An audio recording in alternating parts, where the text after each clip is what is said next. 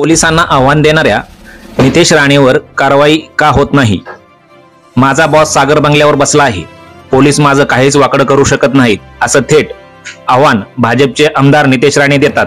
त्यांच्यावर कारवाई का होत नाही? ती हिंमत नसेल तर गृहमंत्री देवेंद्र फडणवीस यांनी राजीनामा द्यावा, अशी मागणी काँग्रेसने केली आहे.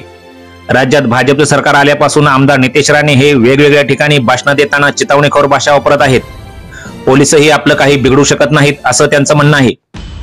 त्यावर काँग्रेसचे प्रवक्ते अतुल लोंढे यांनी संताप व्यक्त केला आहे. कटकारस्थान करून महाविकास आघाडी सरकार पाडून सत्तेत आलेल्या असंवैधानिक खोके सरकारच्या काळात सत्ताधारी आमदार खासदारांची गुंडगिरी वाढली आहे. भाजपचे आमदार नितेश राणे रोजरसपणे धमक्या देत आहेत. हातपाय तोडू, डोळे काढू अशा भाषा करतो.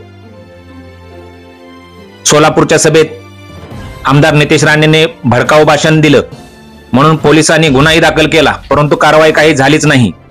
अकोल्यात सभेतही आमदार नितेश राणे गरळ ओकली. पोलीस माझे काही बिघडू शकत नाहीत, व्हिडिओ काढतील आणि स्वतःच्या बायकोला दाखवतील. मी तर आलो तर तुम्हाला कायदा सुव्यवस्था सांभाळणं मुश्किल होईल.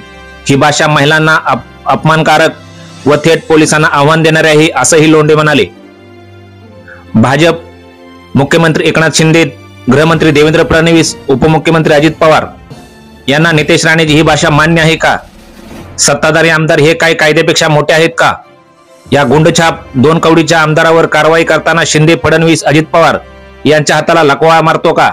आमदार नितेश राणेंच्या भाषणावर भाजपनं भूमिका स्पष्ट करावी व त्यावर आवर घालण्याची हिंमत दाखवावी, असे आवाहन अतुल लोंढे यांनी सरकारला दिलं आहे.